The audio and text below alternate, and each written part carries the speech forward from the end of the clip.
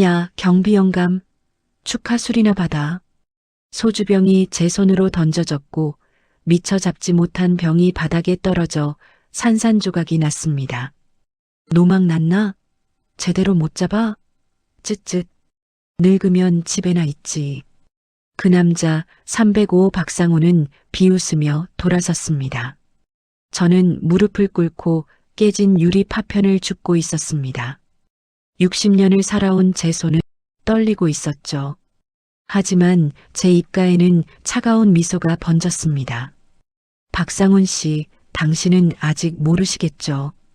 당신이 방금 모욕한 이 늙은 경비가 누군지. 3주 후 회의실. 안녕하십니까, 박상훈 과장님. 아니면, 야, 경비 영감이라고 불러주시는 게 더 편하시겠습니까? 정장을 입은 제가 회의실에 들어서자 박상훈의 얼굴이 새하얗게 질렸습니다. 그의 손에서 볼펜이 떨어져 바닥을 굴렀고 옆에 앉은 그의 상사는 경악한 표정으로 저를 바라봤습니다. 이게 어떻게... 도대체 제게 무슨 일이 있었던 걸까요? 왜 아파트 경비였던 제가 이 회의실에 있는 걸까요? 그 이야기를 하려면 3개월 전으로 돌아가야 합니다. 새벽 5시 알람이 울렸습니다. 저는 침대에서 일어나 세면대 앞에 섰습니다. 거울 속 60세 남자의 얼굴에는 주름이 깊게 패여 있었고 백발이 성성했죠. 오늘도 또 시작이구나.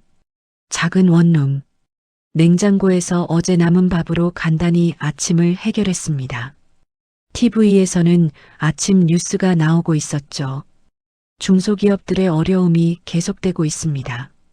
뉴스를 끄고 유니폼을 꺼냈습니다. 아파트 경비원 유니폼. 이제는 익숙해진 옷이었습니다. 제 이름은 김진수입니다.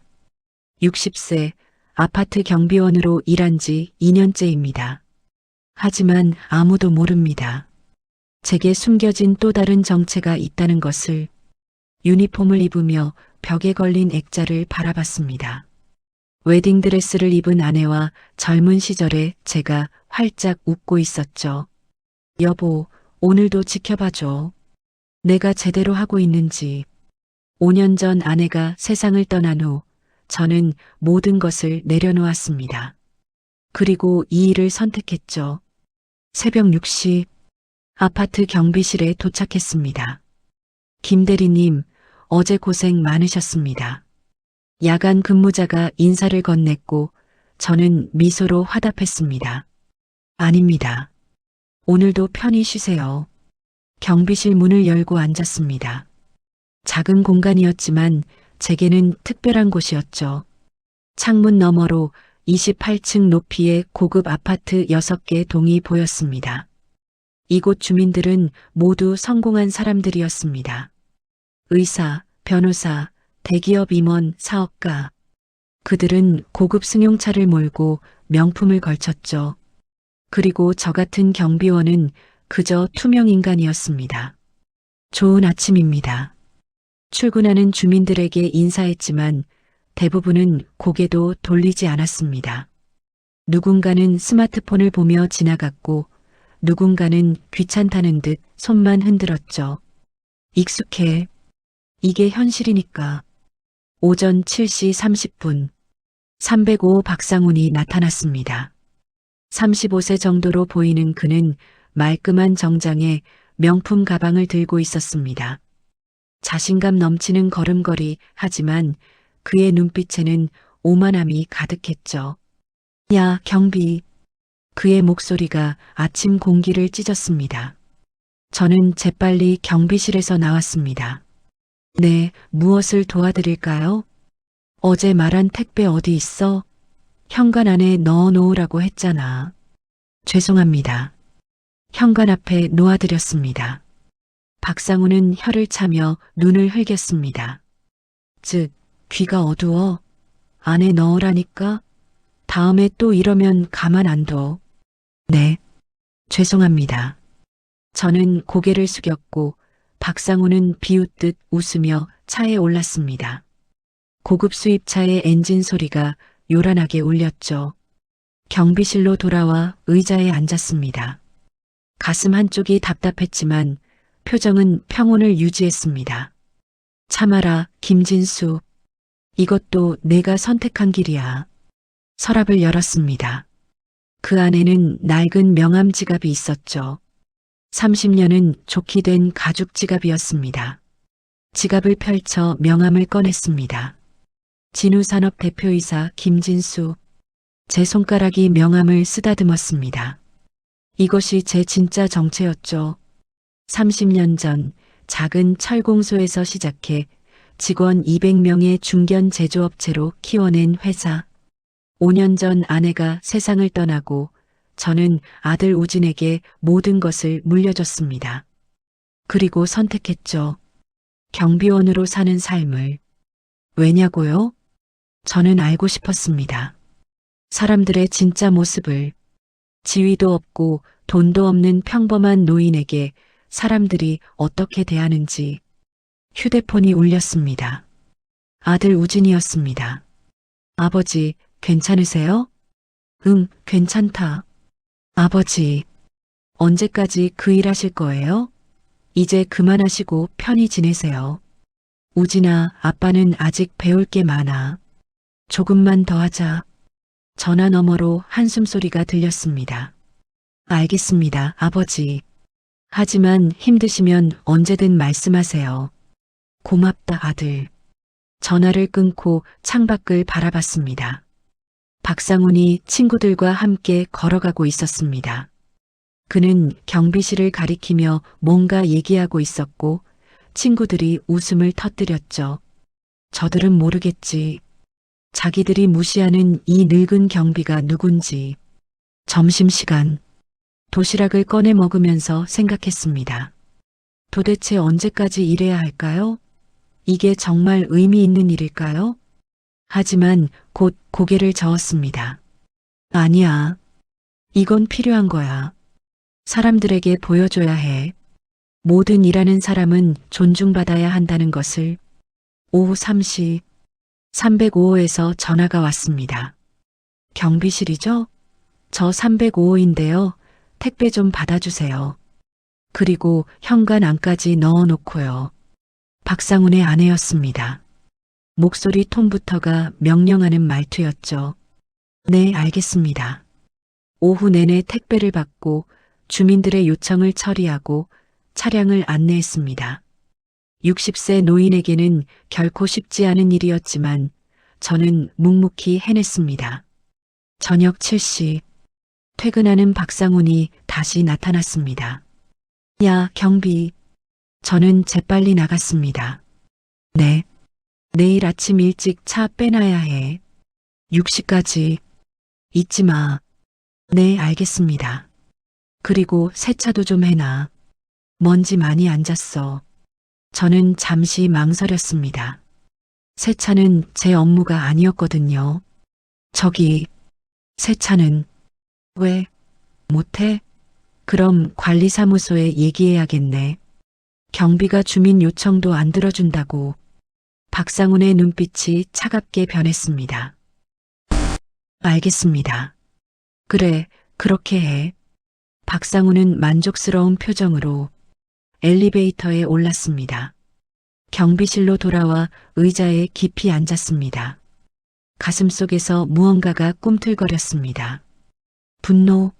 아니면 허탈함? 휴대폰을 꺼내 아들에게 문자를 보냈습니다. 우진아, 아빠 질문 하나만 할게. 내 회사 거래처 중에 태광산업 있지? 곧 답장이 왔습니다. 네, 아버지. 있습니다. 왜요? 아니야. 그냥 궁금해서. 하지만 제 머릿속에는 계획이 떠오르기 시작했습니다. 조금만 기다려라, 박상훈. 내가 무시하는 이 늙은 경비가 누군지 곧 알게 될 테니까. 밤 10시 교대 근무자에게 인수인계를 하고 집으로 향했습니다. 아파트 단지를 빠져나오며 뒤돌아봤습니다. 불 켜진 창문들이 반짝이고 있었죠. 조만간이야. 조만간 모든 게 드러날 거야. 하지만 저는 아직 몰랐습니다. 그날이 생각보다 훨씬 빨리 그리고 훨씬 극적으로 찾아올 것이라는 것을. 며칠이 지났지만 상황은 나아지지 않았습니다. 아니, 오히려 더 심해졌죠. 박상훈의 갑질은 날이 갈수록 도를 넘어서고 있었습니다. 어느 날 새벽 2시, 경비실 전화벨이 요란하게 울렸습니다. 여보세요? 야, 경비. 지금 당장 올라와. 305호. 잠에서 깬 박상훈의 목소리였습니다. 술에 취한 듯 어눌했죠. 지금 새벽 2시인데요. 그래서 경비가 주민 부르면 와야지. 빨리 안 와? 전화가 끊어졌습니다. 저는 한숨을 쉬며 일어났습니다. 야간 근무 중이었던 저는 유니폼을 다시 여미고 305호로 향했습니다. 엘리베이터 안에서 거울을 봤습니다. 피곤에 지친 60세 노인의 얼굴이 보였죠. 참아라. 조금만 더. 초인종을 눌렀습니다. 문이 열리자 술 냄새가 확 풍겼습니다. 박상훈은 와이셔츠 단추를 풀어 헤친 채 서 있었죠. 왜 이렇게 늦게 와? 늙어서 느려. 죄송합니다. 무슨 일이십니까? 저기 쓰레기 좀 버려. 냄새나서 잠이 안 와. 현관에 음식물 쓰레기 봉투가 놓여 있었습니다. 새벽에 쓰레기 수거는. 야, 지금 말대꾸야? 그냥 아래 버리면 되잖아. 왜 이렇게 말이 많아? 저는 입을 다물고 쓰레기 봉투를 들었습니다. 무거웠고 냄새도 심했죠. 그래, 빨리 버리고 가. 문이 쾅 닫혔습니다. 엘리베이터를 타고 내려가며 생각했습니다. 이게 사람 대접인가? 새벽 2시에 쓰레기를 버리라고? 하지만 참았습니다. 아직은 때가 아니었으니까요. 다음 날 아침, 출근하는 박상훈을 마주쳤습니다. 아, 경비. 어젯밤 고마웠어. 고맙다는 말에 비웃음이 섞여 있었습니다. 아닙니다. 역시 우리 아파트 경비는 일 잘해. 앞으로도 잘 부탁해. 그는 어깨를 툭 치고 지나갔습니다. 마치 부하 직원을 대하듯. 점심시간. 경비실에서 도시락을 먹고 있는데 아들 우진에게서 전화가 왔습니다. 아버지, 좀 전에 태광산업에서 연락 왔어요. 태광산업? 네. 저희 회사랑 대규모 계약을 논의하고 싶다고 하더라고요. 다음 주에 미팅이 잡혔습니다. 제 입가에 미소가 번졌습니다. 그래, 누가 담당자지? 구매팀 박상훈 과장이라고 합니다. 아버지, 혹시 아세요? 아니, 모르는 사람이야. 미팅 날짜 확정되면 알려줘. 네, 아버지. 그런데 왜 물어보세요?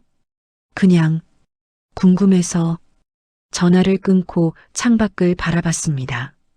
박상훈, 내가 따낸 그 대형 계약. 상대가 누군지 알고 있니? 며칠 후 상황은 더욱 악화되었습니다. 박상훈이 친구들을 집에 초대한 날이었죠.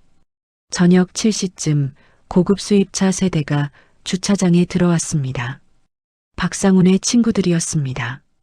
야, 경비. 여기 차 좀 봐줘. 박상훈이 손짓했고 그의 친구들이 킥킥거리며 웃었습니다. 상훈아, 너희 아파트 경비 꽤 나이 들었네? 그러게. 근데 일은 잘해. 시키면 다 하거든. 부럽다, 부러워. 우리 아파트 경비는 말도 안 들어. 그들은 저를 마치 물건처럼 평가하고 있었습니다. 저는 고개를 숙인 채 차량을 주차 공간으로 안내했습니다. 아저씨, 차 긁으면 안 돼요. 이거 3억짜리거든요. 한 친구가 비웃으며 말했습니다. 조심하겠습니다. 그들이 엘리베이터에 오르는 동안 저는 주차장에 홀로 남았습니다. 3억짜리 차라. 그래, 대단하지.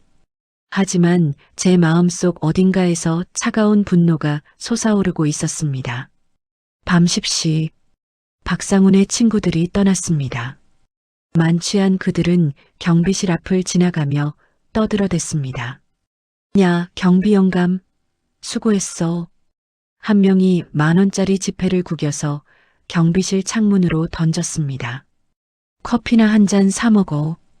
그들은 킥킥거리며 차에 올랐고 저는 바닥에 떨어진 돈을 바라봤습니다. 이게 나를 보는 그들의 시선인가. 경비실로 돌아와 의자에 앉았습니다. 돈은 그냥 두었죠. 집어들 생각조차 들지 않았습니다. 서랍에서 명함 지갑을 꺼냈습니다. 진우산업 대표이사 김진수. 30년간 쌓아온 제 인생이 이 명함 안에 담겨 있었습니다. 하지만 지금 제 앞에는 10,000원짜리 구겨진 지폐가 놓여 있었죠. 참아라, 김진수. 곧 보여줄 수 있어. 다음 날 저녁 더 큰 사건이 벌어졌습니다. 태광산업에서 박상훈이 대형 프로젝트 계약을 따냈다는 소식이 아파트에 퍼졌죠. 저녁 8시쯤 박상훈이 승승장구하며 귀가했습니다. 얼굴에는 자만심이 가득했습니다. 야, 경비. 저는 경비실에서 나갔습니다. 네. 오늘 내가 대박 터뜨렸어. 회사에서 엄청난 계약 따냈다고. 축하드립니다. 축하는 경비 영감이 뭘 알아? 박상우는 트렁크를 열고 소주 한 병을 꺼냈습니다. 자, 받아. 축하 술이야. 그는 소주병을 제 쪽으로 던지듯 건넸습니다. 제 손이 미처 잡지 못했고 소주병이 바닥에 떨어져 산산조각 났습니다. 짱그랑. 유리 파편이 사방으로 튀었고 술이 바닥에 흩어졌죠. 어휴, 노막 났나? 제대로 못 잡아? 박상우는 혀를 찼습니다. 쯧쯧. 늙으면 집에나 있지. 왜 일을 해? 저는 무릎을 꿇고 유리 파편을 줍기 시작했습니다. 빨리 치워. 차 빠져나가야 하니까. 박상우는 차에 올라 경적을 울렸습니다. 빵빵.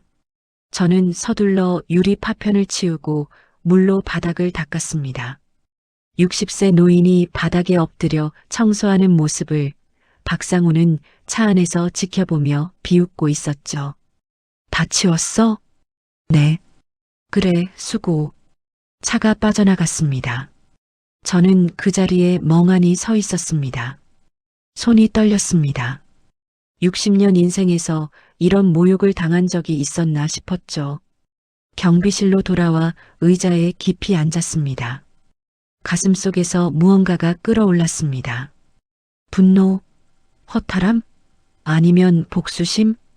휴대폰을 꺼냈습니다. 아들 우진에게 문자를 보냈습니다. 우진아, 아빠 질문 하나만 할게. 태광산업과의 미팅, 정확히 언제지? 곧 답장이 왔습니다. 다음 주 화요일 오후 2시입니다. 태광산업 본사 회의실에서요. 왜 그러세요, 아버지? 저는 잠시 생각했습니다. 그리고 답장을 보냈습니다. 우진아, 그 미팅에 아빠도 참석하마. 네, 아버지가요? 왜요? 아빠가 직접 확인하고 싶은 게 있어. 그리고 우진아. 네, 아버지. 그날 아빠를 회장님이라고 불러줘. 알겠지? 한참 뒤에 답장이 왔습니다. 알겠습니다, 아버지. 드디어 때가 온 건가요? 저는 미소 지으며 답했습니다. 그래, 아들. 이제 때가 됐다. 전화를 내려놓고 창밖을 바라봤습니다. 박상훈의 집 불빛이 보였습니다. 그는 지금쯤 승진을 축하하며 가족들과 웃고 있겠죠. 박상훈 씨, 당신이 따낸 그 대형 계약. 상대가 누군지 아십니까? 저는 서랍에서 명함 지갑을 꺼냈습니다. 그리고 그 옆에 정장 사진을 꺼냈죠. 30년 전 회사를 창업했을 때의 제 모습이었습니다. 다음 주 화요일. 당신은 평생 잊지 못할 거예요. 주말이 지나고 월요일 아침이 밝았습니다. 경비실에 출근한 저는 평소처럼 유니폼을 입고 하루를 시작했습니다. 하지만 제 마음속에는 내일 있을 미팅에 대한 기대감이 가득했죠. 내일이면 모든 게 드러난다. 오전 9시 박상훈이 출근하며 지나갔습니다. 야, 경비. 네. 내일 중요한 미팅 있어. 오늘 저녁에 세차 좀 해놓고. 알겠습니다. 박상훈의 얼굴에는 자신감이 넘쳤습니다. 내일 미팅만 잘 끝나면 승진이 확정된다는 소식을 들었다고 했죠. 진우산업이라고 들어봤어? 꽤 큰 회사야. 내가 그 회사랑 계약 따냈다고. 네, 대단하시네요. 그러게. 이번 계약만 성사되면 나 과장에서 부장으로 승진이야. 크크. 박상우는 우쭐하며 차에 올랐습니다. 저는 그의 차가 빠져나가는 모습을 조용히 지켜봤습니다. 진우산업. 그래, 내 회사 이름도 모르면서. 점심시간. 경비실에서 도시락을 먹는데 아들에게서 전화가 왔습니다. 아버지, 내일 미팅 준비 다 됐습니다. 그래, 우진아. 태광산업 측 참석자는 누구누구지? 박상훈 과장이랑 그의 상사인 구매 담당 이사, 그리고 몇 명 더 온다고 합니다. 좋아. 우진아, 내일 아빠 정장 준비해놨지? 네, 아버지. 클리닝해서 차에 넣어뒀습니다. 그런데 아버지, 왜? 정말 괜찮으세요? 내일 그 사람 얼굴 보시면 화나시지 않을까요? 저는 잠시 침묵했습니다. 화가 나냐고요? 물론 났죠. 하지만 이건 단순한 복수가 아니었습니다. 우진아, 아빠는 화가 나서 하는 게 아니야. 그 사람에게 가르쳐주고 싶은 거지. 무엇을요? 사람을 대하는 법. 그리고 겸손함이 왜 중요한지. 알겠습니다, 아버지. 전화를 끊고 창밖을 바라봤습니다. 오후 햇살이 경비실 창문으로 비쳐들고 있었습니다.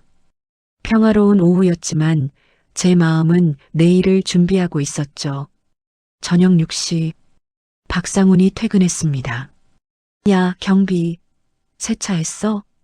네, 해드렸습니다. 제대로 했겠지? 내일 중요한 날인데.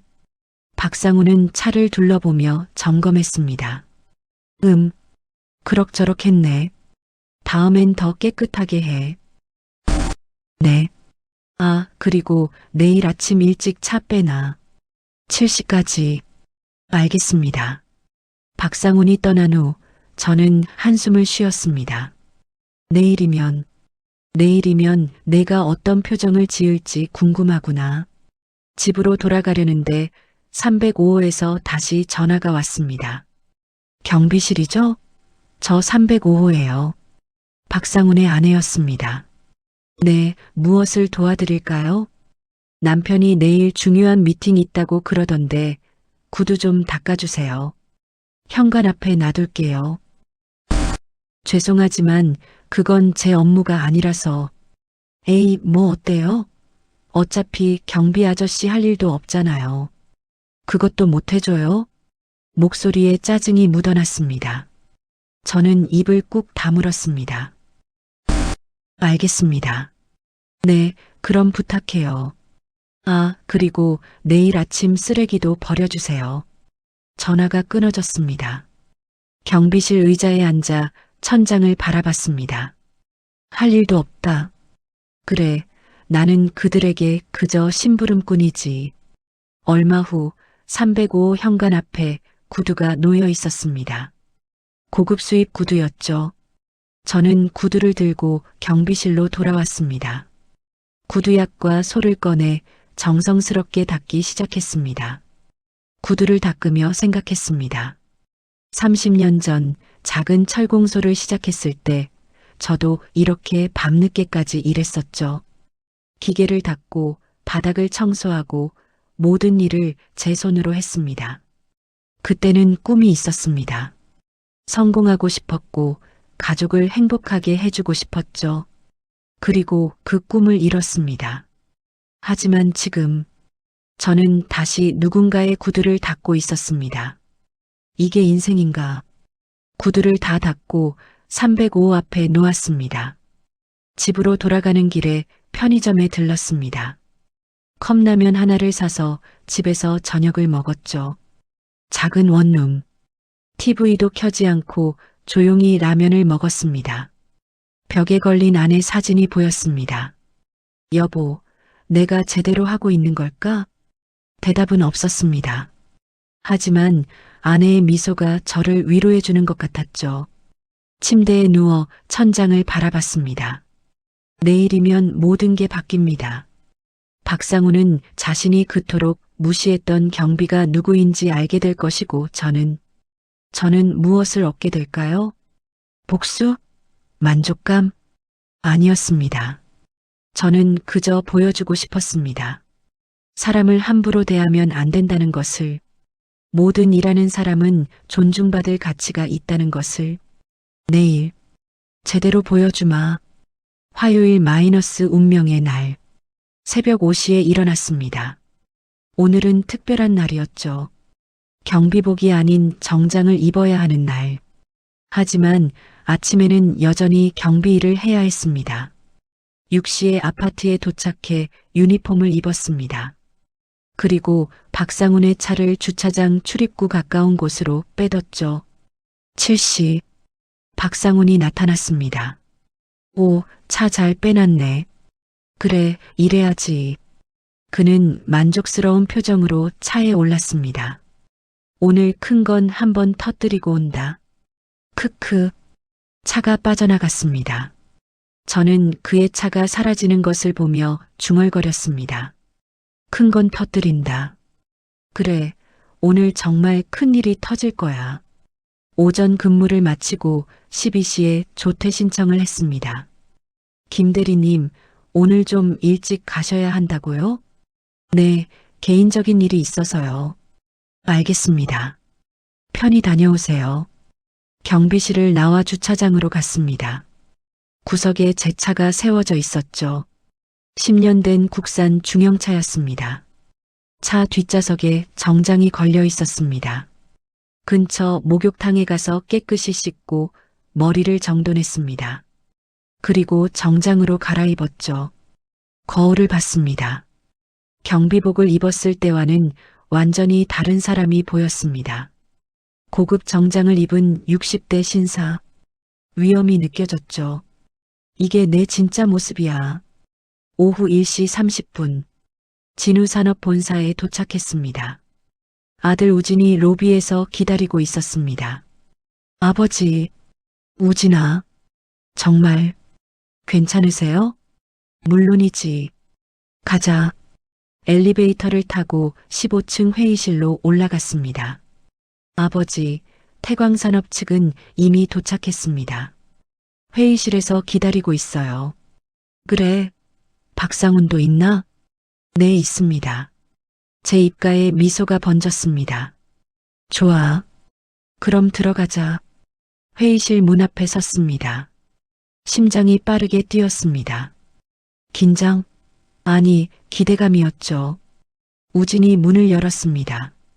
태광산업 여러분, 기다리게 해서 죄송합니다. 회의실 안에 4명이 앉아 있었습니다. 박상훈, 그의 상사인 이사, 그리고 2명의 직원.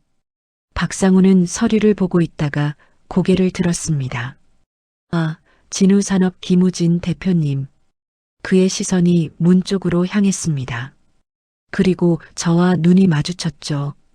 박상훈의 얼굴이 굳어졌습니다. 저기. 우진이 저를 소개했습니다. 소개하겠습니다. 저희 진우산업 회장이십니다.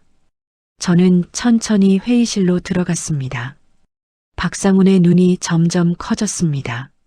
믿을 수 없다는 표정이었죠.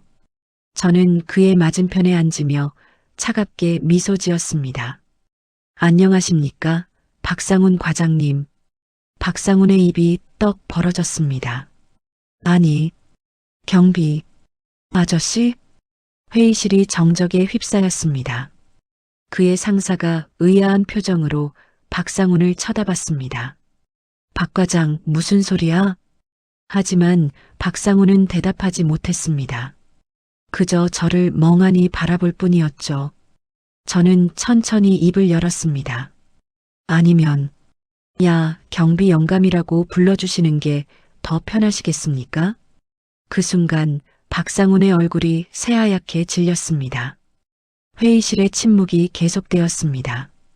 박상훈은 식은땀을 흘리며 저를 바라보고 있었고 그의 상사와 동료들은 무슨 상황인지 파악하지 못한 채 어리둥절한 표정이었죠.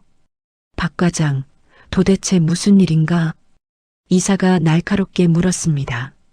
박상훈은 입술을 달싹이며 대답하려 했지만 목소리가 나오지 않았습니다. 저는 여유롭게 미소 지으며 말했습니다. 소개가 늦었습니다. 저는 진우산업 창립자이자 현 회장 김진수입니다. 명함을 꺼내 태광산업 이사에게 건넸습니다. 그리고 박상훈 과장님과는 어떻게 설명해야 할까요? 아주 특별한 인연이 있습니다. 박상훈의 손이 떨리기 시작했습니다. 회장님, 저는 괜찮습니다. 박 과장님, 천천히 설명드리겠습니다. 저는 우진에게 눈짓했고 우진이 노트북을 열었습니다. 혹시 여러분은 아파트를 아십니까? 태광산업 이사가 고개를 끄덕였습니다. 네, 강남 쪽 고급 아파트로 알고 있습니다. 그런데 그게 무슨... 저는 그곳에서 2년째 경비원으로 일하고 있습니다. 네. 회의실에 있던 모든 사람이 놀란 표정을 지었습니다. 회장님께서 경비원을요? 네. 은퇴 후에 사람들의 진짜 모습을 보고 싶어서 시작한 일입니다. 저는 박상훈을 바라봤습니다. 그리고 박상훈 과장님은 그 아파트 305호에 사시죠. 박상훈의 얼굴이 점점 더 창백해졌습니다. 지난 6개월간 저는 박 과장님을 가까이서 지켜봤습니다. 아주 가까이서요. 우진이 프로젝터를 켰습니다. 화면에 영상이 재생되기 시작했죠. 영상 1. 야, 경비. 어제 말한 택배는 어디 있어? 귀가 어두워. 현관 안에 넣으라고 했잖아. 박상훈이 저에게 반말하며 화내는 장면이었습니다. 영상 2. 새벽 2시. 박상훈이 술에 취해 저를 불러 쓰레기를 버리게 하는 장면. 영상 3. 노막 났나? 제대로 못 잡아? 늙으면 집에나 있지. 소주병이 바닥에 떨어져 깨지고 저는 무릎 꿇고 유리 파편을 줍고 있었습니다. 회의실이 숨소리조차 들리지 않을 정도로 조용해졌습니다. 태광산업 이사의 얼굴이 굳어졌고 다른 직원들은 충격받은 표정으로 박상훈을 쳐다봤습니다. 박 과장, 이게 대체 무슨... 이사의 목소리가 떨렸습니다. 박상훈은 고개를 들지 못한 채 앉아 있었습니다. 저는 차분하게 말을 이어갔습니다. 저는 30년간 기업을 운영하면서 한 가지 철학을 지켜왔습니다. 회의실을 둘러보며 말했습니다. 사람의 진가는 자기보다 약한 위치에 있는 사람을 어떻게 대하느냐에서 드러난다는 것입니다. 태광산업 이사가 고개를 숙였습니다. 죄송합니다, 회장님. 저희 직원 관리를 제대로 못했습니다. 아닙니다. 이건 박 과장님의 개인적인 문제입니다. 저는 박상훈을 바라봤습니다. 박 과장님, 제가 묻고 싶습니다. 만약 제가 정말 평범한 경비원이었다면 지금도 저를 이렇게 대했을까요? 박상훈은 대답하지 못했습니다. 아니면 제가 회장이라는 걸 알았기 때문에 지금 이렇게 땀을 흘리고 계신 건가요? 죄송합니다. 박상훈의 목소리는 떨리고 있었습니다. 무엇이 죄송하십니까? 저를 함부로 대한 거? 아니면 들킨 거? 저는 서류를 펼쳤습니다. 오늘 이 자리는 태광산업과 진우산업의 연간 50억 규모 납품 계약을 논의하기 위한 미팅입니다. 태광산업 이사가 긴장한 표정으로 저를 바라봤습니다. 하지만 저는 이 계약을 진행할 수 없을 것 같습니다. 회장님, 이사가 황급히 말했습니다. 저희가 박 과장을 엄중히 징계하겠습니다. 부디 한 번만 봐주십시오. 징계요? 저는 고개를 저었습니다. 이사님, 이건 징계로 해결될 문제가 아닙니다. 이건 인성의 문제입니다. 회의실이 다시 조용해졌습니다. 박 과장님께서 저를 어떻게 대했는지는 중요하지 않습니다. 중요한 건 박 과장님이 자신보다 약하다고 생각하는 사람들을 어떻게 대하느냐입니다. 저는 일어서며 말했습니다. 진우산업은 사람을 먼저 생각하는 기업을 모토로 30년간 성장해 왔습니다. 그런 저희가 어떻게 사람을 함부로 대하는 회사와 거래할 수 있겠습니까? 태광산업 이사의 얼굴이 창백해졌습니다. 회장님, 제발. 하지만 저는 잠시 말을 멈췄습니다. 한 가지 조건이 있습니다. 무엇이든 말씀하십시오. 박 과장님께서 지난 6개월간 저에게 했던 행동들을 공개적으로 사과하신다면 계약을 재검토해 보겠습니다. 박상훈이 고개를 들었습니다. 공개적으로요? 네. 태광산업 전 직원이 모인 자리에서 말입니다. 그리고 아파트 주민들에게도요. 박상훈의 얼굴이 일그러졌습니다. 그건 선택은 박 과장님의 몫입니다. 하지만 결정하실 시간은 오늘까지입니다. 저는 명함을 테이블에 놓고 일어섰습니다. 우진아, 가자. 네, 아버지. 회의실 문을 열고 나가려는데 박상훈이 외쳤습니다. 회장님, 저는 돌아봤습니다. 하겠습니다. 공개 사과. 하겠습니다. 그의 목소리는 떨리고 있었지만 결심한 듯 보였습니다. 정말입니까? 네. 제가 잘못했습니다. 기회를 주십시오. 저는 잠시 그를 바라봤습니다. 60년을 살아오면서 저는 많은 사람들을 봤습니다. 진심으로 반성하는 사람도 있었고 그저 상황을 모면하려는 사람도 있었죠. 박상훈은 어떤 사람일까요? 알겠습니다.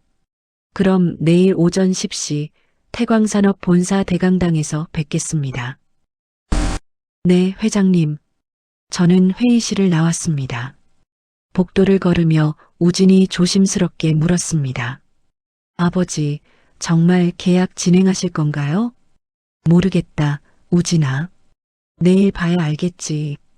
그 사람이 진심으로 반성하는지 아니면 그저 계약 때문에 굴복하는 것뿐인지 엘리베이터를 기다리며 생각했습니다.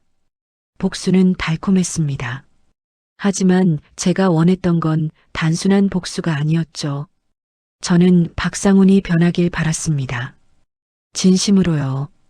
엘리베이터 문이 열렸습니다. 아버지, 오늘 저녁 식사나 같이 하시죠. 그래, 우진아. 오랜만에 아들이랑 밥 먹고 싶구나. 엘리베이터가 내려가는 동안 저는 창밖을 바라봤습니다. 서울 시내가 한눈에 보였습니다. 수많은 사람들이 저마다의 삶을 살아가고 있었죠. 내일이면 알 수 있을 거야. 박상훈이 진짜 어떤 사람인지. 하지만 저는 아직 몰랐습니다. 내일 일어날 일이 제 예상과는 완전히 다른 방향으로 흘러갈 것이라는 것을, 그리고 그 순간이 박상훈뿐만 아니라 저에게도 큰 깨달음을 줄 것이라는 것을 말입니다. 그날 저녁 우진과 함께 조용한 한정식 집에서 식사를 했습니다. 아버지, 오늘 정말 멋있으셨어요. 우진이 술잔을 들며 말했습니다. 멋있다니? 박상훈 과장 얼굴 봤어요? 완전히 얼어붙었잖아요. 저는 쓴웃음을 지었습니다. 우진아, 아빠는 그 사람 얼굴이 창백해지는 걸 보려고 한 게 아니야. 그럼요. 진심으로 반성하는 모습을 보고 싶었어. 사람은 변할 수 있으니까. 우진은 잠시 침묵했습니다. 아버지, 혹시 그 사람 불쌍하게 생각하세요? 불쌍하다기보다는 저는 술잔을 내려놓았습니다. 그냥 안타까워. 저렇게 살면 본인도 힘들 텐데. 우진이 고개를 끄덕였습니다. 역시 아버지다우세요. 저 같았으면 그냥 계약 취소하고 끝냈을 거예요. 그래서 아빠가 내일을 기다리는 거야. 진짜 그 사람이 어떤 사람인지 보고 싶어서 집으로 돌아오는 길에 아파트를 지나쳤습니다.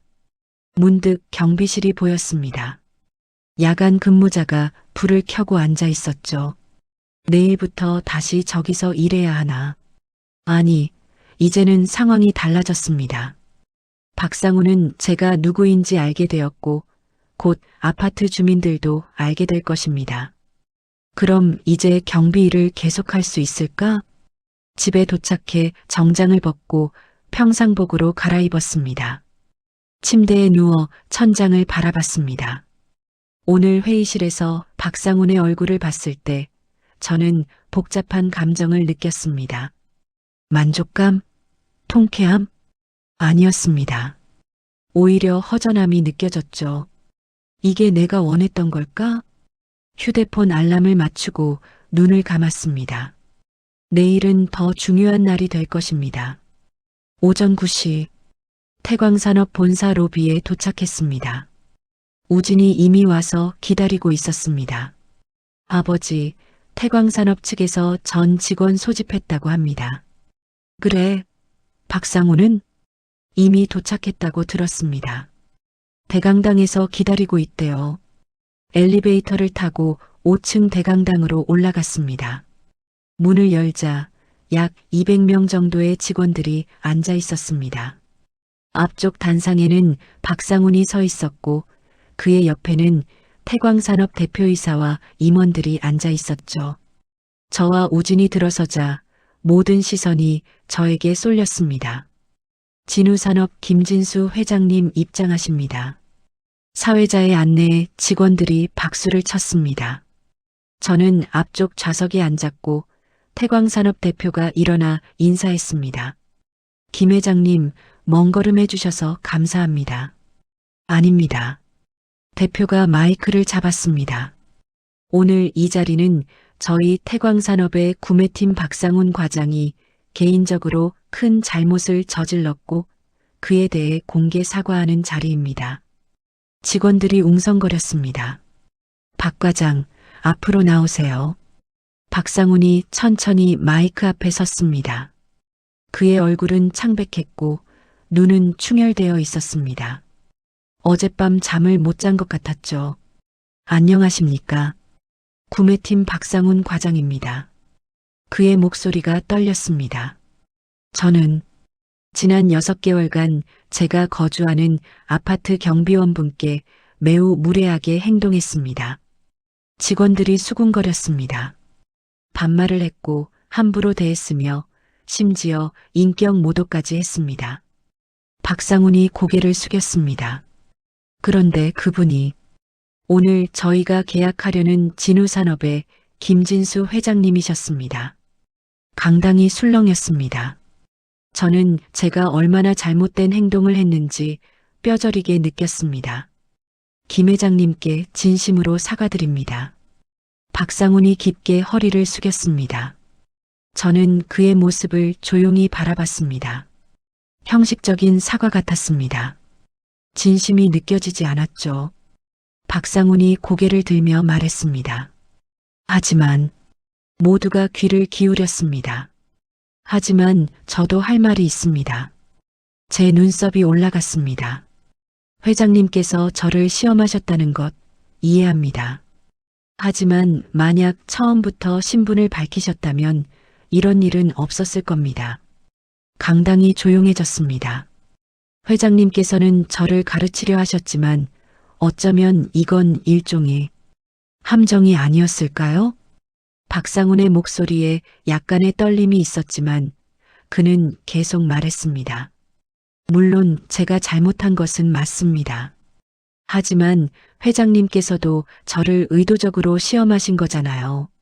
저는 표정을 굳혔습니다. 저는 그저 평범한 직장인입니다. 스트레스도 많고 실수도 하죠. 그런 제게 이런 식으로 박상훈의 목소리가 떨렸습니다. 죄송하지만 회장님, 당신도 완벽하지 않으시잖아요. 사람을 시험하고 몰래 촬영하고 그리고 이렇게 공개적으로 망신을 주시는 것, 이게 과연 옳은 일입니까?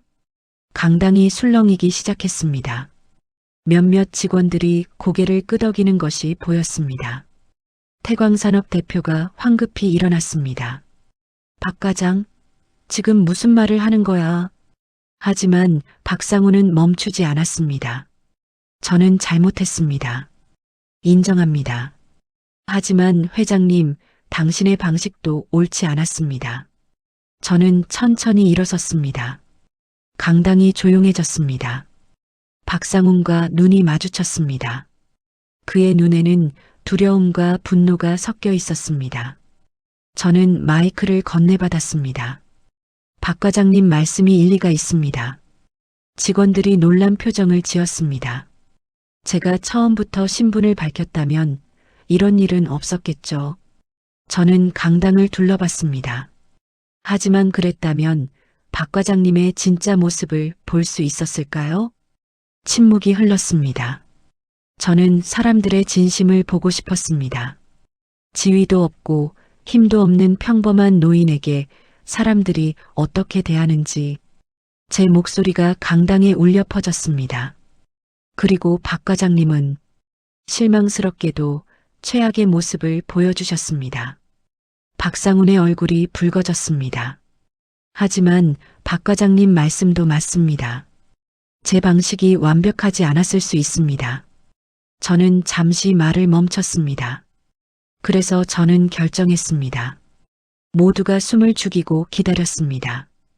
태광산업과의 계약은 진행하지 않겠습니다. 강당이 술렁였습니다.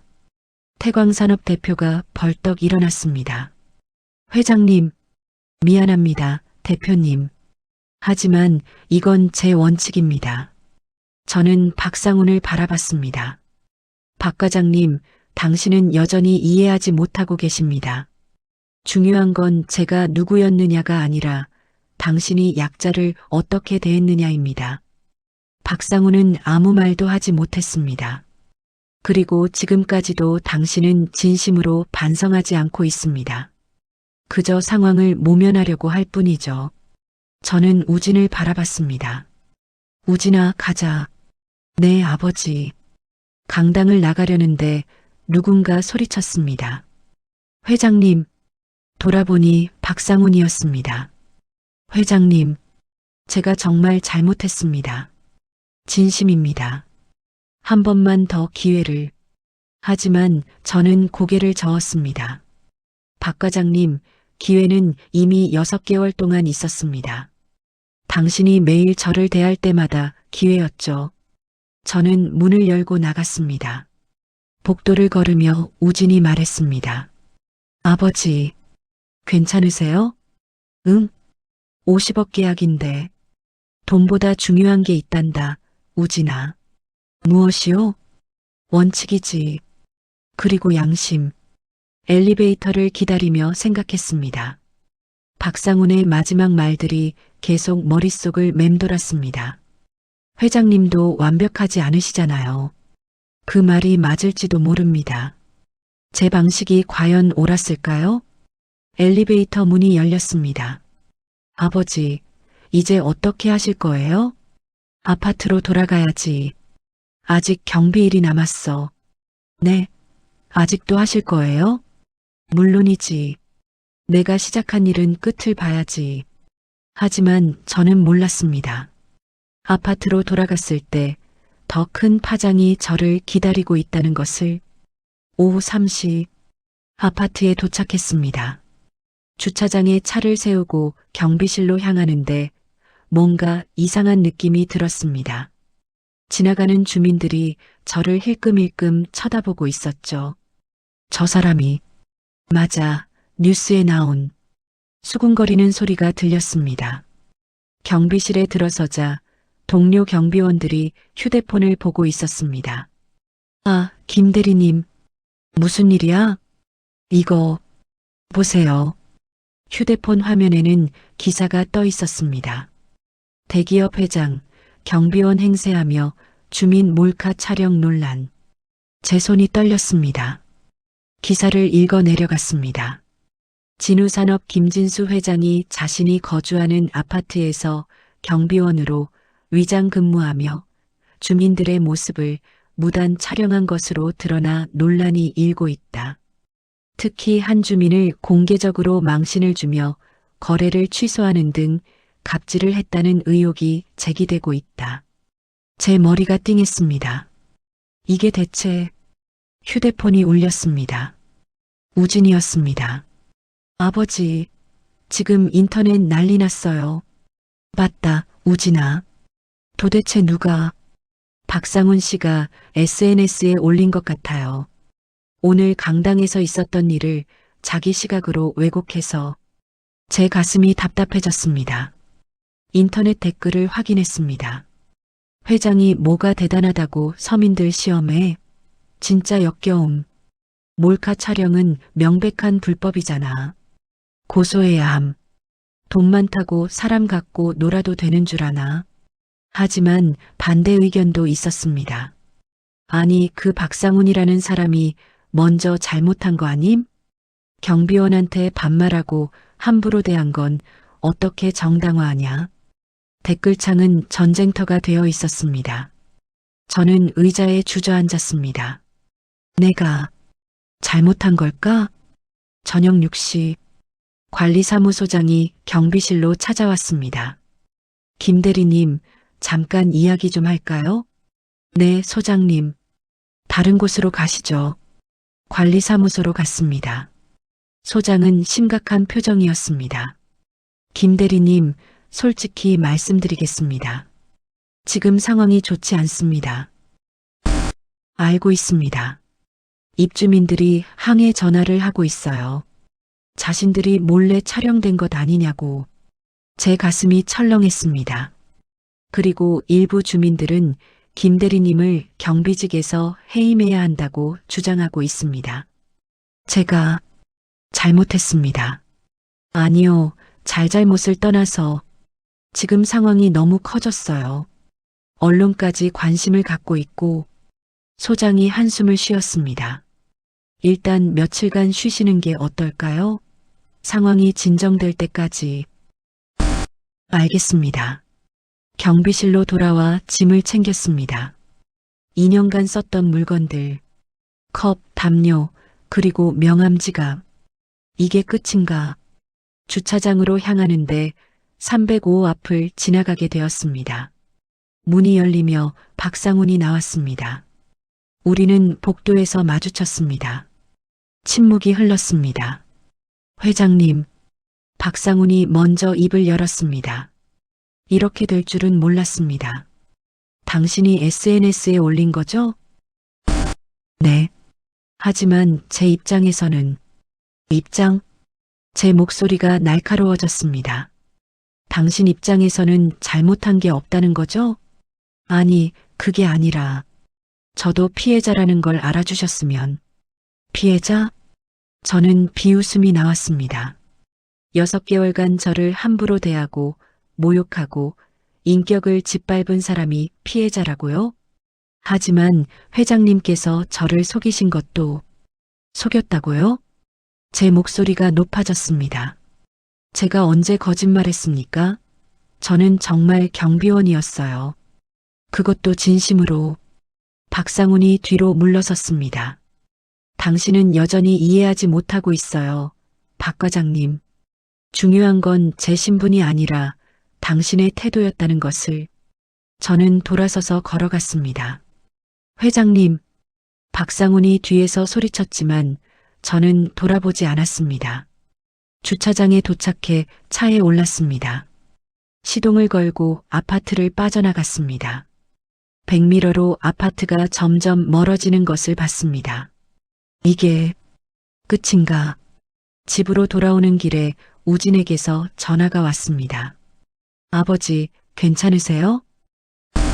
모르겠다, 우진아. 회사에도 항해 전화가 오고 있어요. 어떻게 하면 좋을까요? 일단 조용히 있자. 폭풍은 지나가게 마련이니까. 하지만 제 목소리에는 확신이 없었습니다. 집에 도착해 소파에 앉았습니다. TV를 켰습니다. 뉴스에서 제 이야기가 나오고 있었습니다. 갑질 논란에 휩싸인 김진수 회장, 과연 정당한 교육이었나? 리모컨을 던져버렸습니다. 벽에 걸린 아내 사진을 봤습니다. 여보, 내가 잘못한 걸까? 대답은 없었습니다. 밤 11시, 잠이 오지 않았습니다. 휴대폰을 켜서 댓글들을 다시 읽었습니다. 비난하는 댓글들이 대부분이었지만 가끔 응원하는 댓글도 있었습니다. 회장님 응원합니다. 잘못한 건 박상훈이에요. 사람은 누구에게나 똑같이 대해야 합니다. 회장님이 옳습니다. 하지만 위로가 되지 않았습니다. 내 방식이 정말 옳았을까? 새벽 2시, 여전히 잠들지 못하고 천장을 바라보고 있었습니다. 휴대폰이 울렸습니다. 모르는 번호였습니다. 여보세요? 김진수 회장님이십니까? 네, 그런데요. 저는 일보 기자입니다. 이번 사건에 대해 인터뷰 부탁드리고 싶은데요. 사양하겠습니다. 잠깐만요. 회장님 입장을 들어야. 전화를 끊었습니다. 곧이어 또 다른 번호에서 전화가 왔습니다. 이번에는 아예 받지 않았습니다. 휴대폰을 무음으로 바꾸고 베개에 얼굴을 묻었습니다. 제발 그만 좀 해줘. 새벽 4시 겨우 잠이 들었습니다. 하지만 악몽을 꿨습니다. 수많은 사람들이 저를 손가락질하며 비난하고 있었습니다. 회장님이라고 뭐가 대단해. 사람 갖고 놀지 마. 당신도 잘못했어. 악몽에서 깨어났습니다. 온몸이 땀으로 젖어 있었습니다. 창밖을 보니 해가 떠오르고 있었습니다. 새로운 하루가 시작되었지만 저에게는 어둠만 보였습니다. 휴대폰을 확인했습니다. 부재중 전화 37통, 문자 메시지 82개. 모두 언론사와 모르는 사람들이었습니다. 그중 하나를 열어봤습니다. 김진수 회장님, 저는 아파트 주민입니다.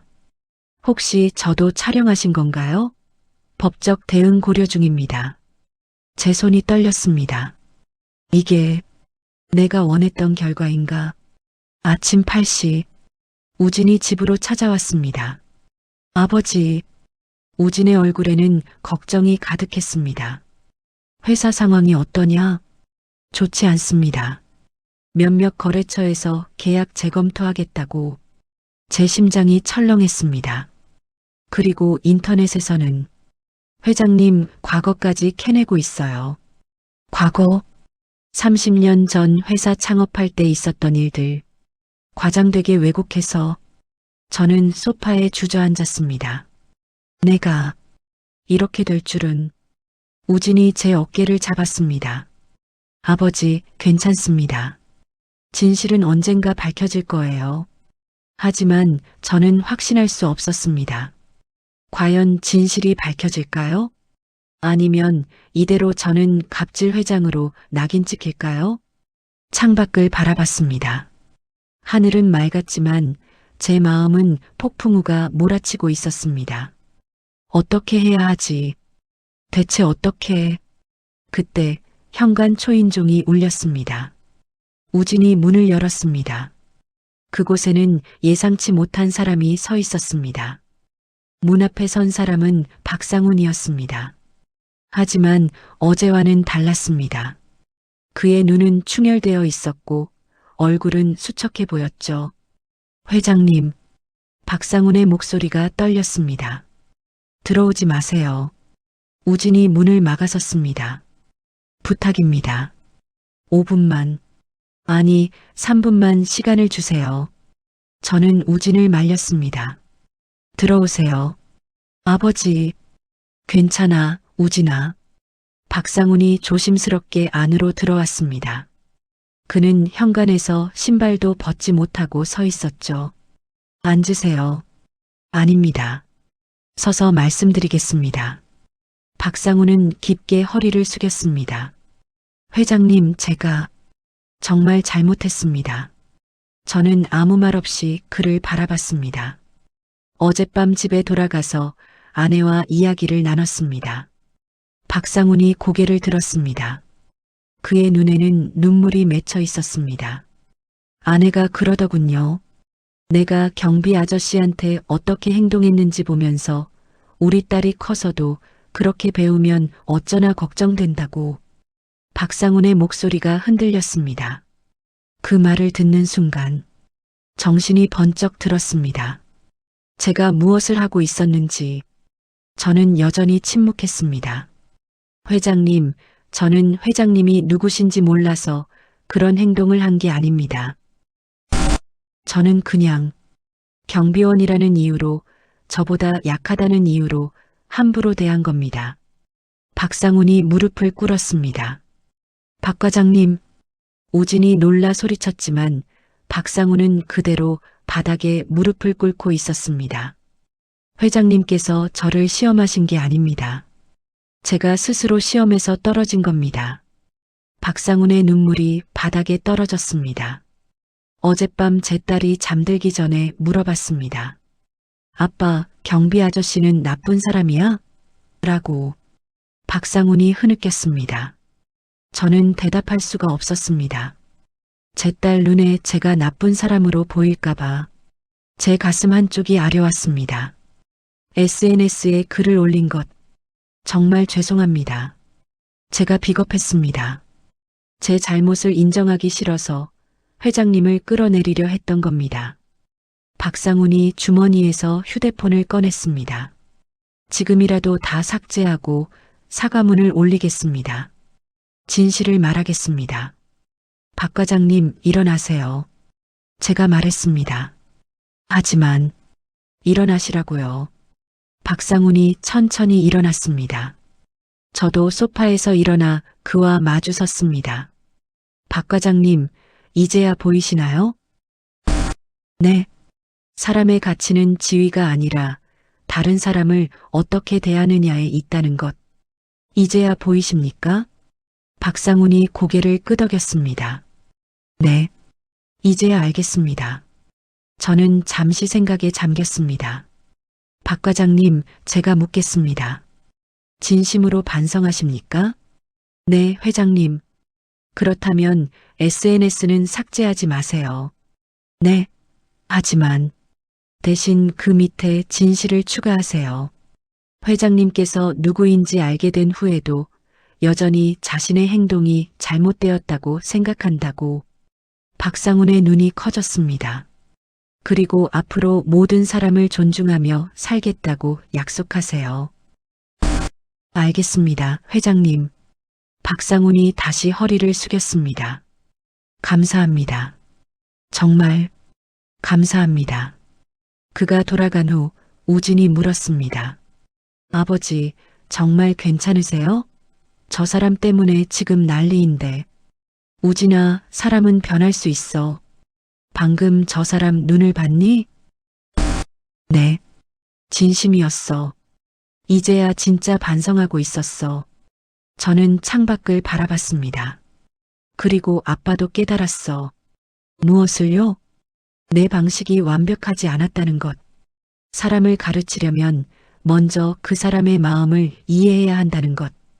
그날 오후 박상훈이 SNS에 글을 올렸습니다. 많은 분들이 제 글을 보고 김진수 회장님을 비난하셨습니다. 하지만 진실을 말씀드려야 할 것 같습니다. 회장님께서는 저를 속인 것이 아닙니다. 저를 시험한 것도 아닙니다. 회장님은 그저 경비원으로서 성실하게 일하셨을 뿐입니다. 잘못은 저에게 있습니다. 저는 경비원이라는 이유로, 제가 우월하다는 이유로 한 사람을 함부로 대했습니다. 회장님의 신분을 알고 나서야 후회한 것이 아닙니다. 제 행동 자체가 잘못되었다는 것을 이제야 깨달았습니다. 김진수 회장님께 진심으로 사과드립니다. 그리고 앞으로 모든 사람을 존중하며 살겠다고 약속드립니다. 잘못된 정보로 회장님을 비난하신 분들께도 죄송합니다. 진실은 제가 잘못한 것입니다. 글은 순식간에 퍼져나갔습니다. 댓글창의 분위기가 바뀌기 시작했습니다. 이게 진짜 반성이지. 멋있다. 김진수 회장님께 오해했습니다. 죄송합니다. 박상훈 씨 용기 있는 행동이네요. 응원합니다. 저녁 뉴스에서도 이 이야기가 나왔습니다. 갑질 논란의 진실, 한 남성의 용기 있는 고백. 앵커가 말했습니다. 김진수 회장의 행동은 단순한 복수가 아닌 사회에 메시지를 던지기 위한 것이었다는 분석입니다. 모든 일하는 사람은 존중받아야 한다는 메시지 말이죠. 휴대폰이 울렸습니다. 관리사무소장이었습니다. 김 대리님, 저 사과드려야 할 것 같습니다. 아닙니다, 소장님. 입주민들이 다시 연락 왔습니다. 오해했다고, 김 대리님께 사과하고 싶다고. 괜찮습니다. 그리고 다시 복귀해 주실 수 있으신가요? 저는 잠시 생각했습니다. 소장님, 조금만 시간을 주세요. 생각 좀 해보고 연락드리겠습니다. 전화를 끊고 소파에 앉았습니다. 우진이 옆에 앉았습니다. 아버지, 이제 다 해결된 것 같아요. 그래 보이는구나. 그런데 아버지, 정말 다시 경비 일하실 거예요? 저는 창밖을 바라봤습니다. 해가 지고 있었습니다. 우진아, 아빠는 이제 알았어. 무엇을요? 중요한 건 내가 무슨 일을 하느냐가 아니라 어떻게 사느냐라는 것. 우진이 제 손을 잡았습니다. 아버지는 이미 충분히 멋지게 사셨어요. 고맙다, 아들. 그날 밤 저는 오랜만에 편안하게 잠들었습니다. 악몽도 없었고 두려움도 없었습니다. 제 선택이 옳았다는 확신이 들었으니까요. 며칠 후 아파트 입구에 많은 사람들이 모여 있었습니다. 주민들이었죠. 제가 차에서 내리자 박수가 터져 나왔습니다. 회장님, 김진수 회장님, 감사합니다. 한 할머니가 다가왔습니다. 회장님, 제가 경비 아저씨한테 반말한 적 있어요. 죄송합니다. 괜찮습니다. 젊은 부부도 다가왔습니다. 회장님 덕분에 많이 배웠습니다. 앞으로 경비원분들께 더 잘해드릴게요. 305 박상훈도 나와 있었습니다. 그는 저에게 다가와 깊게 허리를 숙였습니다. 회장님, 정말 감사합니다. 고개 드세요, 박 과장님. 앞으로 달라지겠습니다. 꼭요. 그의 옆에 아내와 어린 딸이 서 있었습니다. 딸이 제게 꽃다발을 건넸습니다. 할아버지, 미안해요. 제 눈시울이 뜨거워졌습니다. 아니야, 넌 잘못한 게 없단다. 관리사무소장이 마이크를 잡았습니다. 김진수 회장님, 이곳 주민들을 대표해서 감사 인사를 드립니다. 회장님께서 보여주신 겸손함과 가르침을 잊지 않겠습니다.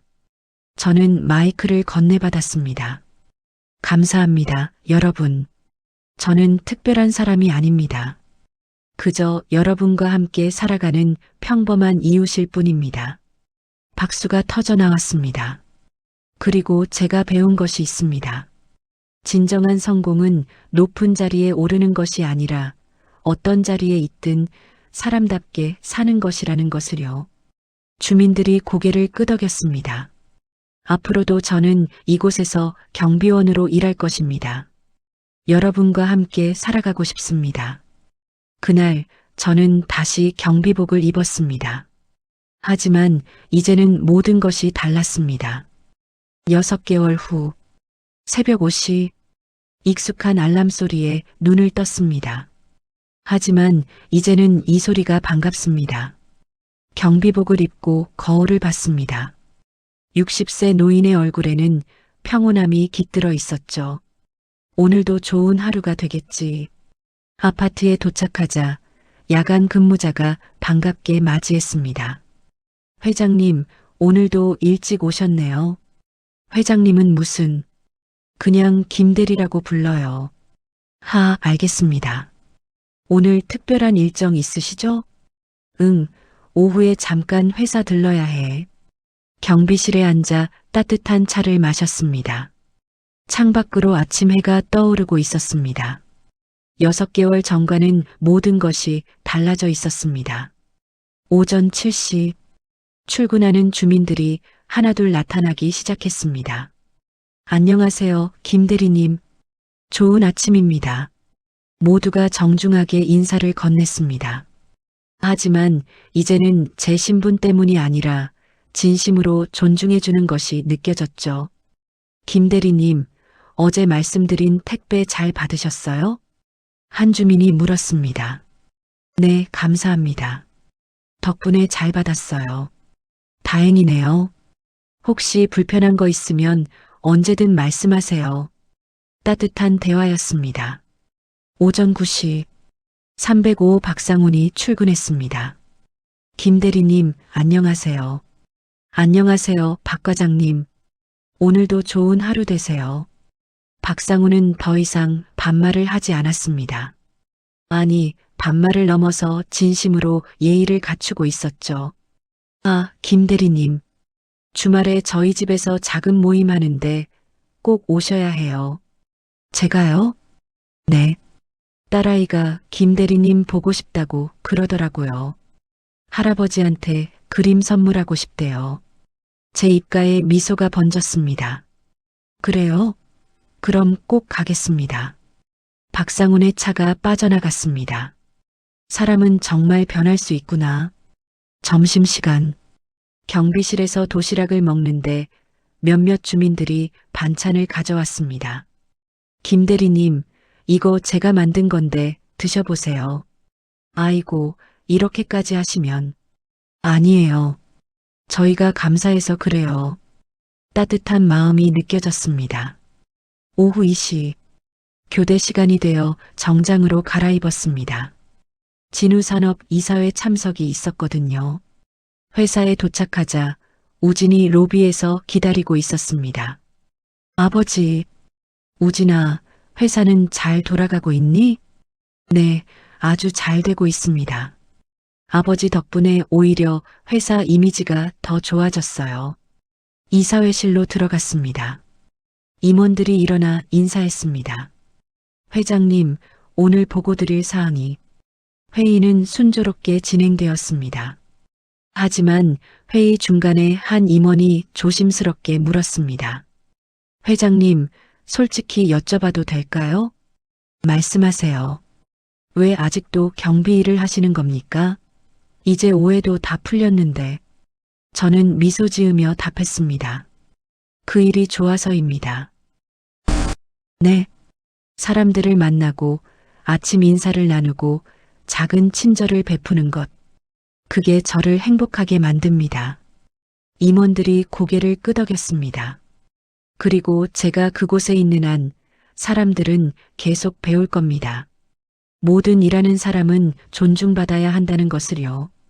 회의를 마치고 회장실로 돌아왔습니다. 창밖으로 서울 시내가 한눈에 보였습니다. 30년 전 작은 공장에서 시작해 여기까지 왔습니다. 많은 것을 잃었고 많은 것을 얻었죠.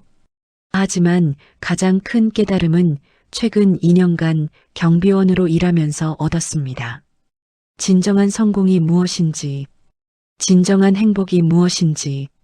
책상 서랍을 열었습니다. 낡은 명함 지갑이 있었죠. 진우산업 대표이사 김진수. 그 옆에 새로운 명함이 추가되어 있었습니다. 아파트 명예경비원 김진수. 두 명함 모두 제 정체성이었습니다. 회장이면서 경비원. 성공한 기업인이면서 평범한 노인. 저는 이 두 가지 삶 사이에서 균형을 찾았습니다. 그날 저녁, 경비실로 돌아오는 길에 편의점에 들렀습니다. 어서 오세요, 회장님. 편의점 알바생이 반갑게 인사했습니다. 회장님은 무슨, 그냥 김대리라고 해요. 제가 자꾸 깜빡해요. 커피 드릴까요? 아니야, 괜찮아. 고마워. 아파트에 도착하니 저녁 노을이 아름다웠습니다. 경비실에 들어가 유니폼으로 갈아입었습니다. 이제 정말 익숙해진 옷이었죠. 저녁 7시. 주차장에서 차량들을 안내하고 있는데 박상훈의 딸이 뛰어왔습니다. 할아버지, 우리 공주님, 왜 혼자 나왔어? 엄마가 할아버지한테 드리래요. 꼬마가 종이 한 장을 건넸습니다. 그림이었습니다. 경비복을 입은 제가 웃고 있는 그림. 그 옆에 삐뚤빼뚤한 글씨로 적혀 있었습니다. 세상에서 제일 멋진 할아버지. 제 눈시울이 뜨거워졌습니다. 고마워, 공주님. 할아버지가 소중하게 간직할게. 할아버지, 주말에 우리 집 오는 거 잊지 마세요. 응, 약속? 꼬마가 뛰어가는 모습을 보며 미소 지었습니다. 밤 10시, 교대 근무자가 왔습니다. 김 대리님, 오늘도 수고하셨습니다. 아니야, 별일 없었어. 편히 쉬어. 유니폼을 벗고 평상복으로 갈아입었습니다. 경비실을 나서며 아파트를 둘러봤습니다. 불 켜진 창문들, 그 안에서 살아가는 사람들. 6개월 전만 해도 저를 무시하던 사람들이었지만 이제는 서로를 존중하는 이웃이 되었습니다. 이게 바로 내가 원했던 거야. 집으로 걸어가며 하늘을 올려다봤습니다. 별이 빛나고 있었습니다. 여보, 보고 있어? 우리 남편 잘하고 있지? 대답은 없었지만 마음이 따뜻해졌습니다. 집에 도착해 불을 켰습니다. 작은 원룸이지만 이제는 이곳이 가장 편안합니다. 벽에 걸린 아내 사진 옆에 꼬마가 그려준 그림을 붙였습니다. 침대에 누워 오늘 하루를 되돌아봤습니다. 60년을 살아오며 많은 것을 경험했습니다. 가난도, 성공도, 슬픔도, 기쁨도. 하지만 가장 큰 깨달음은 최근에 얻었습니다. 진정한 성공은 무엇을 가지느냐가 아니라 어떻게 사느냐에 있다는 것. 사람의 가치는 지위가 아니라 다른 사람을 어떻게 대하느냐에 있다는 것. 저는 회장이지만 경비원입니다. 성공한 기업인이지만 평범한 이웃입니다. 그리고 그것이 제가 선택한 삶입니다. 눈을 감으며 생각했습니다. 내일도 좋은 하루가 되겠지. 사람들과 인사 나누고 작은 친절을 베풀고 서로를 존중하는 편안한 잠이 찾아왔습니다. 제 인생의 여정은 아직 끝나지 않았습니다. 내일도 새벽 5시에 일어나 경비복을 입을 것입니다. 주민들에게 인사하고 작은 친절을 베풀고 함께 살아갈 것입니다. 왜냐하면 그것이 제가 선택한 삶이고 그것이 진정한 성공이라는 것을 알기 때문입니다. 사람의 가치는 겉모습이나 지위로 결정되지 않습니다. 진정한 가치는 우리가 서로를 어떻게 대하느냐에 있습니다. 모든 일하는 사람은 존중받을 자격이 있습니다. 그것이 제가 세상에 전하고 싶은 메시지입니다.